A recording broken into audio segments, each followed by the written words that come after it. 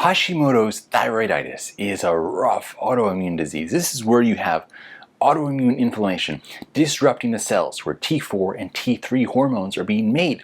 So for a period of time, they'll be releasing too much thyroid hormone and you'll be in a state of hyperthyroidism. And this will last about 1 to 2 months, but then it'll go back to being hypothyroid and you have an underactive thyroid. So you're getting bounced around all over the place and just suffering through the whole experience. So the first question to ask is, why do you have Hashimoto's thyroiditis?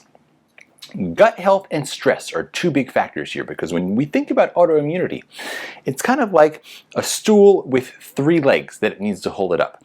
So one leg is going to be, generally with autoimmunity, there's some form of a genetic predisposition. That's not in your control, so we're not going to worry too much about that leg.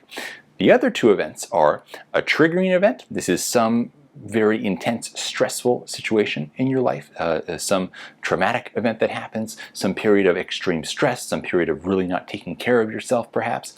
And then the third component is heightened intestinal permeability, leaky gut. So we're going to look at the 2 parts of this that we can control. We can't edit your genome to deal with that genetic predisposition, but we can deal with the levels of stress in your life, and we can work on your gut health. So first, you want to remove reactive foods that you have sensitivities or allergies to, or that are highly inflammatory, and especially you want to avoid gluten, because gluten, when you have leaky gut and the gluten makes it into your bloodstream, weirdly, gluten has a very similar structure to things from the thyroid. And so your body can see the gluten and say, okay, this shouldn't be here, let's attack it. But also, oh, that thyroid, it shouldn't be here either if it looks like this, so let's just attack them both. And so your body starts going after your thyroid. And you want to work on improving your digestion overall, and this can happen through eating more of an anti-inflammatory diet, eating a wider variety of healthy foods, adding in spore-based probiotics that are actually going to have survivability to be able to make it into your gut without just being destroyed through the digestive section of your body. And you want to do everything you can to nourish your gut, eating fermented foods, taking a product like Ion Biome that's going to help to close back up these tight junctions in your gut and prevent things from leaking through into your bloodstream. And then you might also like to do a course of phage therapy. You can look at, for example, Body Ecology, who make a product called EcoPhage. And phage, or biophages as they're called, are a kind of virus that's actually good for you. They're able to go to your bacteria cells and inject themselves into the bacteria. And they only go after the bad bacteria. It's pretty fantastic. They go to the bad bacteria, they inject themselves, they take over the machinery inside the bacteria. It's like there's a factory, and the phage goes in and says, okay guys, guess what? We're taking over all your equipment in here, and we're going to use it to make more phage. And so this just starts reproducing and making more phage inside the bacteria cell.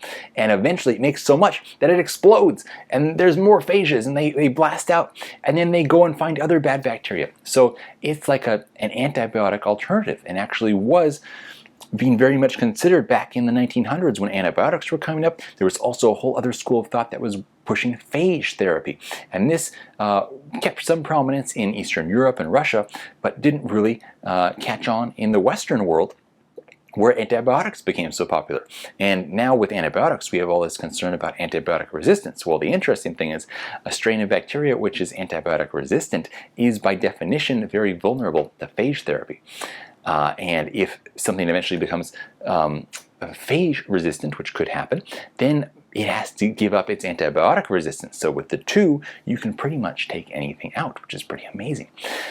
So that's something definitely to be aware of that most people have never heard of. And then you also want to think supplement-wise about things like selenium, vitamin D3 combined with K2 so that the calcium goes to the right places in your body. Ashwagandha is a great herb here. Would love for you to check out our ashwagandha product. Some people who have nightshade issues like to avoid this with Hashimoto's, but some people also find that just taking more systemic enzymes helps to offset those issues, and they can still get a tremendous benefit from ashwagandha with their Hashimoto's. And Hashimoto's, as we said, is so much caused by stress as well, or at least made worse by stress.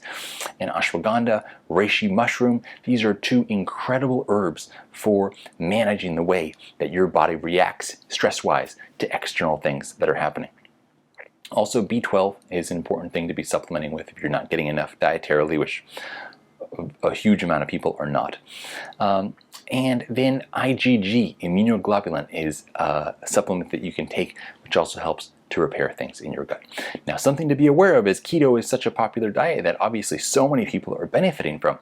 You don't want to go for hardcore keto while you're dealing with Hashimoto's, because when you have severe carbohydrate restriction, this is going to reduce the amount of free T3 and increase reverse T3.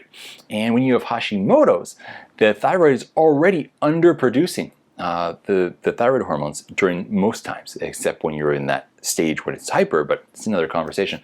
And so having too much reverse T3 with Hashimoto's and not enough free T3 could exacerbate your hypothyroid symptoms. So while keto can be great for a lot of people in a lot of stages and a lot of moments, it's probably not the time here. I hope you all have an amazing day and look forward to seeing you again next time.